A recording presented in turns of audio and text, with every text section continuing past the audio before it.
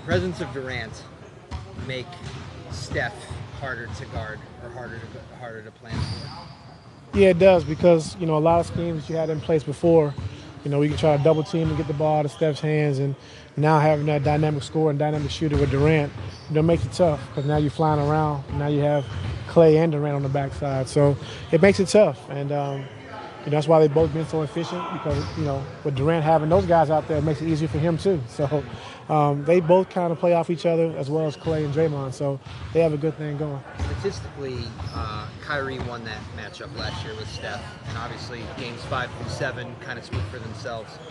How important is this matchup for the team? Kyrie being able to play that way against Steph this time? Well, it's very important, for Kyrie to play well, but all of us, not just Kyrie. It's not a one-on-one matchup, so we all have to play well. We know to be effective, Kyrie has to play well and be aggressive, looking to score the basketball, and that's what he does well. So not just him, but we all have to play well. For him in particular, what was different between the Toronto series and the Boston series with his offensive game? I just think, LeBron was playing at a high level, and he did a great job of calling Bron's number, getting guys involved, making the right play. And I thought in Boston, he had a chance and opportunities to play one-on-one, get to his spots. They had some bad pick-and-roll defenders he was able to attack. So it's just, series by series, and he's been doing a great job of just picking and choosing his spots. As a coach, when the other coach continually changes defensive matchups as you do, what kind of a challenge is that to stay ahead of that, or to adjust to those kinds of defensive changes? I'm not sure what you mean. So when the other, you're going to be changing, I assume, like Kyrie on Steph one time, maybe you have JR on him another time.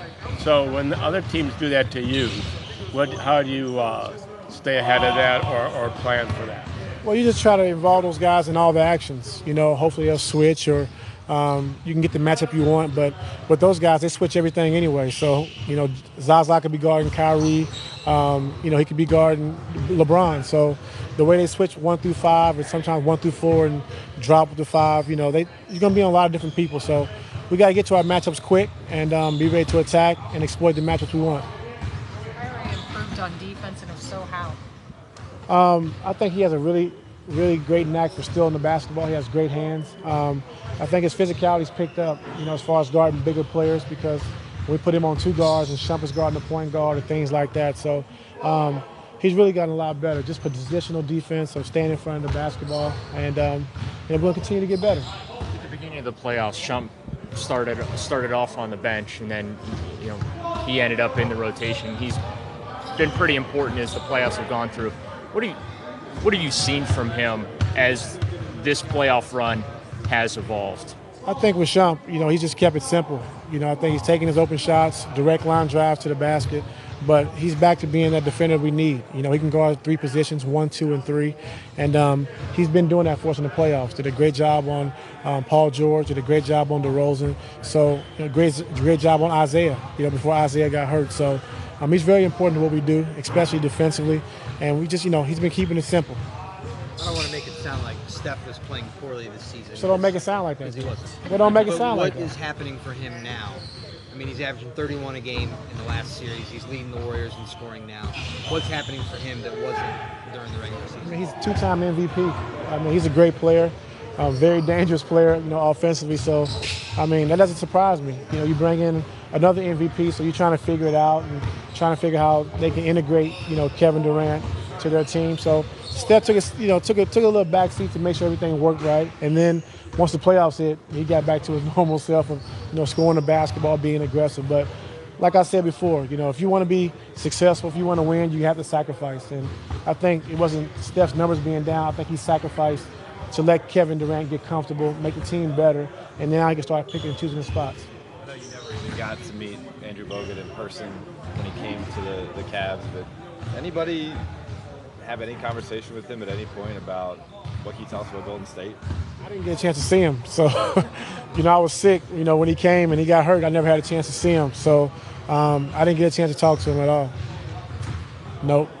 LeBron said that both you guys and the Warriors are better than you were last year. If you both got better, is it the same level of gap or lack thereof last year versus this year? I mean, I don't know till we play, but we've gotten better. We're more versatile offensively, more versatile defensively. We have more ball handlers now that we can put on the floor. So they gotten better, adding the MVP and, probably the best scorer in the league. So, both teams have gotten better, and it's going to be a good challenge. Along those lines, is there a confidence carryover because this is the team you guys beat last year? I mean, we're a confident group anyway. That doesn't have anything to do with last year, what happened last year, but we're a confident group, and we're playing well.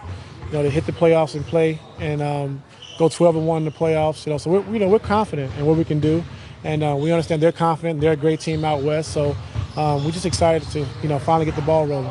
Is today the last serious practice you have before game one? Like how do the next couple of days work for you? Well, tomorrow's a fly day, so we won't be practicing tomorrow. And then Wednesday, get a chance to go over, get some shooting, and go over a couple of things if we can.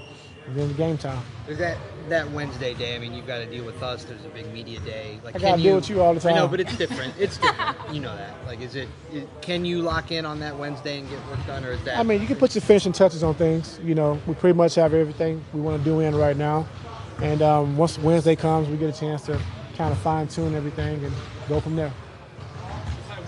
We don't have to ask you about a championship drought because there isn't one here anymore. But was that a real thing to the players? I know they were aware of it last year. It was real. It was real. And to bring a championship to the city of Cleveland, to the state of Ohio, that's all we talked about. And the fans were very supportive. Our fans are great. The city's been supportive. So, I mean, it was funny. You're in LA, you're in Vegas, and you see all these people come up to you like, I live in LA, but I'm from Cleveland, or I'm from Columbus, and all kind of people you didn't even know and expect, living in LA and living in Vegas from Ohio. So we wanted to do it for the city of Cleveland, for the state of Ohio, and that's all we talked about. And this city deserved it, and we gave it to them. Is it almost like a burden has been lifted then in any ways? I mean, I'm not from here, so, I can't say that, but I know they're very excited. I know that the city's very excited. It's a great buzz around now, and from what happened last year and last season. So, there's always been a great sports city, it's a great sports town. Even when LeBron left, they still came out and supported the team. So, we're just happy that we finally got it done. We accomplished that last year, but now we got to turn the page and get ready for this year. How's it different now? It seems like fans now expect you guys to win again. Maybe they didn't have that. They had that hope, but not that expectation. That's good. That's good. It's a good thing. Was there a cool moment when somebody came up to you, like you were talking about, like some person cried? A lot of cool moments. A lot of cool moments where older people that been around here for a long time have experienced the chance and opportunity to win a championship, and a couple people cried, a couple people were happy, kids and stuff like that. So it has been great. It's been great, and we just gotta keep it rolling. Was there some place unexpected you were, like Vegas or LA you might expect? Was there some little podunk place you were where you said? No. The 3-point shot's going to be important in this series. It's become a growing trend in the NBA, the perimeter shooting. Where do you think that blueprint really started? Where you look at LeBron, LeBron's teams, even in Miami, having those, the drive and kick, post up and kick, that type of thing. Where do you think that started from? I think D'Antoni, going small, having a great ball handler in Steve Nash and spreading the floor, having a dynamic roller with, Amari Stoudemire, and then all the rest of the guys were shooters. So I think, he really put that into play of going small and being smaller and playing from there. So I would say D'Antoni. Sometimes you'll see like a trick play in a big moment, or I think back to the Colts playing the Saints in the Super Bowl, start off the second half with the onside kick. Do you have any packages like that in your coaching or whatever, that you purposely would only want to save for moments like trickery, or stuff that you would only bring out in the finals? You save it for this moment. Just happy to be here. Thanks, guys.